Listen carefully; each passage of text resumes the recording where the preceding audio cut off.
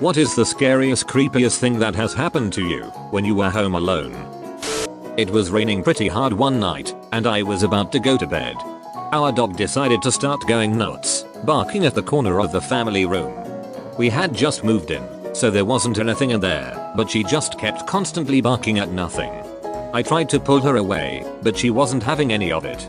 She started showing her teeth and snarling, which she never does. I figured there must be an animal outside, so I turned on the deck lights, deck is off the family room, and peer outside. Nope, nothing. I wasn't about to go outside because of the rain and I didn't see anything anyway. So I dragged the dog to the bedroom, but she just won't shut up.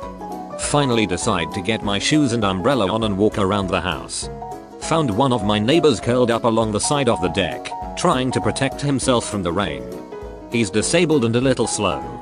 He usually goes out for walks in the neighborhood. He got caught in the rain and couldn't find his house. If my dog hadn't gone nuts, he might have been out there all night, and who knows what could have happened.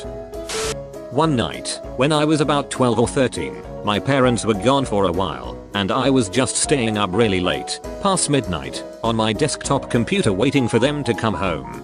Like most people, I had been told a million times not to talk to strangers on the internet, but about half my friends list on MSN were people I had never met before. So I was just chatting with a bunch of them.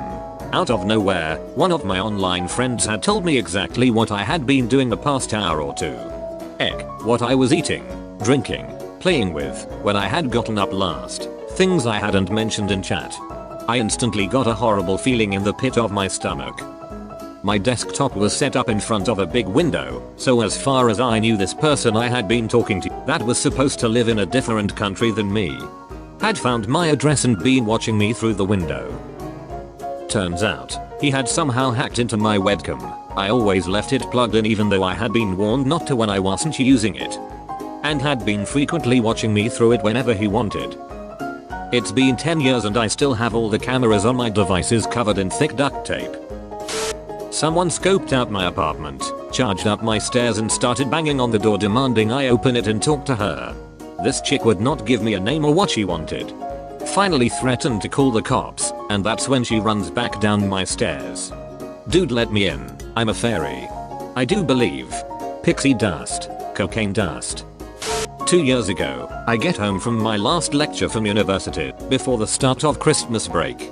My family had gone to Scotland for the weekend. I was all alone at home for the weekend. Once I arrived at home, I showered and was getting food ready. After eating, I turned on my PS4, plugged my headset and began playing. However, an hour later, I hear loud thudding from upstairs floor. Rather than being brave and checking upstairs, I ran to close and lock the living room doors to prevent a robber from entering. I hurried to my phone and called the police, who arrived quickly and began searching. After 20 minutes of searching, they found that someone had broken into my house, through my bedroom window. Luckily, no valuables had been taken. I did, however, get a 2-hour lecture from my parents on what precautions to take when home alone. My husband went out of town for his first work trip following the birth of our first child, so it was me, my infant daughter, and dog at home. And I am counting it as alone considering I was the only one awake and verbal in the house at the time. I just put my daughter down for bed and was in the kitchen cleaning up when I suddenly heard our garage door open, something that should not be possible with my husband.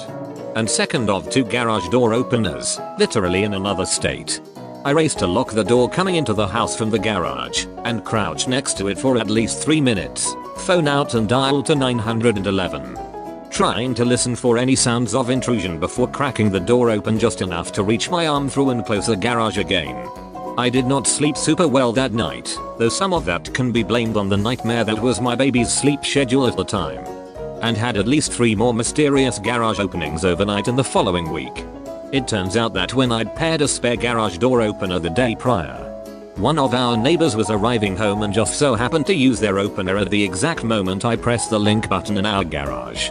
It took me an absurd amount of time to make the connection, because they honestly don't go in and out of their house very frequently. In any case, that first instance had me acting out parts of a home intrusion scene in a horror movie. A few years ago, I 24F got home from work around 10 PM while I was living with my parents, and they happened to be away on vacation that week. After cooking myself a late dinner, I went onto the back deck adjacent to the kitchen to grab something I had left out there earlier in the day. A bizarre sound caught my attention, like a dog panting. So of course I searched to see where it was coming from.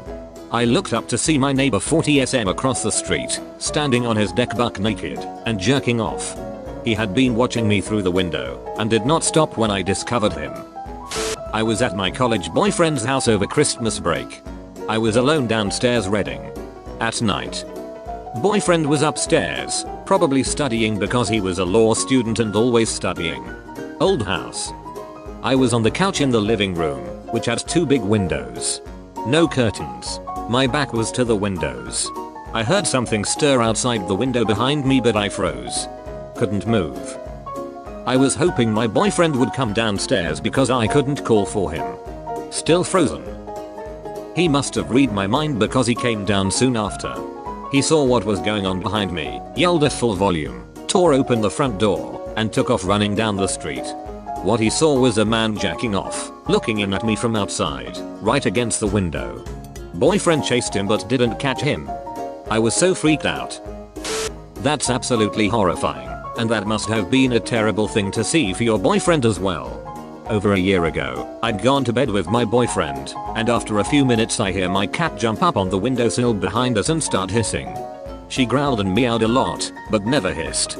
So, I propped myself up and looked out the window expecting to see another cat. Instead, I saw a man in a ski mask, standing just to the left of the window, not looking in at that moment, but appeared to be examining the window itself. I lowered myself back down and tapped my BF and whispered that there was a man right outside. He sat up very slowly and looked out, then whipped the window open and yelled, "What are you doing?" The man said he was just looking around.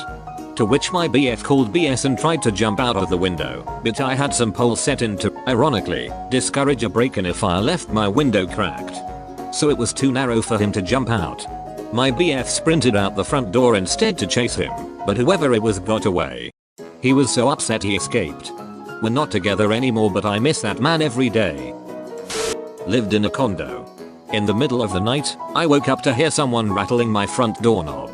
No one had keys to my condo except me. Then, the door opened up, and I heard someone walking in. I was 100% sure I was being robbed. Fight or flight kicked in, and I flew out of bed and ran toward the front door screaming, "Get out of here," which came out as complete gibberish, as I had been sound asleep about 30 seconds prior. And now had crazy adrenaline pumping through my veins. I was literally jumping around in my underwear screaming and waving my arms when it dawned on me that the 2 guys standing at my front door looked more scared than I have ever seen anyone. One of the guys held out some keys, his hands were visibly shaking, and said something to the effect of his friend had given him the keys to his place and said he could stay there while he was out of town. Turns out, the friend lived directly above me, and these guys went to the wrong floor. The floors were not numbered and neither were the condo units, by mistake. They didn't know they were at the wrong door, and that the keys were the same. I was able to get into his unit with my keys and they could open up my door with their keys. Needless to say, I was standing outside the hardware store the next day waiting for them to open, so I could buy a new lock for my door. Can't wait to hear their scariest encounter story. Like 20 of us college students went to a friend's girlfriend's parents' beach house on the 4th of July. We arrived at the specified address. She was running a little behind. We unloaded all of our bags, coolers full of beer, food in the fridge, cleaned our beds, kicked off our shoes, ya know. As I was preparing the grill and friends got into the pool, someone noticed none of the family photos inside looked like our friend's girlfriend's family. About that time she called asking how far out we were because she was waiting. We got the address wrong and set up in someone else's house. The neighbors looked at us like we were crazy packing all of our it up so quickly. Looked like we were mob robbing the place. I was home alone after a dinner with my girlfriend. Around 3 AM I hear a very loud bang. My dog and I get out of bed to scope it out, hoping to find the reason for the noise. We searched for 15-20 minutes and could not find anything. We go back to bed, and not 10 minutes later, bang. This time I am shaking. It sounded like it was coming from the same spot. I spent the rest of night awake, not wanting to move. Found out the next day, girlfriend put 2 sparkling waters in the freezer to cool them down. forgot about them, left the house and never told me about them. They exploded. That kept me up all night. That's terrifying and hilarious. Lived in a second floor apartment my junior year of college, and to save money, I opened my balcony doors and windows and kept my AC off. This particular week my 75-pound dog W, a terrifying bark, was staying with my boyfriend, and I forgot to lock my door. Terrible coincidence. Anyways, I woke up in the middle of the night naked in my bed, to a man standing in my bedroom. Had no clue what to do. Couldn't jump up BC naked, so instinctively just said yo WTF. His response was, I came up to shut your doors and windows, at which point I noticed all were shut. Then he left and I locked my door. Cried. I was home alone with my toddler, getting ready for bed after putting her down for the night, when I heard her call for me. So I went to her room and she was fast asleep. Weird. Maybe she had woken up for a moment, and then passed out again. Got to the end of the hall before I heard her call for me in a panic. Rushed back in, and she was still asleep in the same position. Sat with her for a few minutes, and then made my way to bed when I heard my husband call my name. Must have come home from work early? So I go to him but he's not there.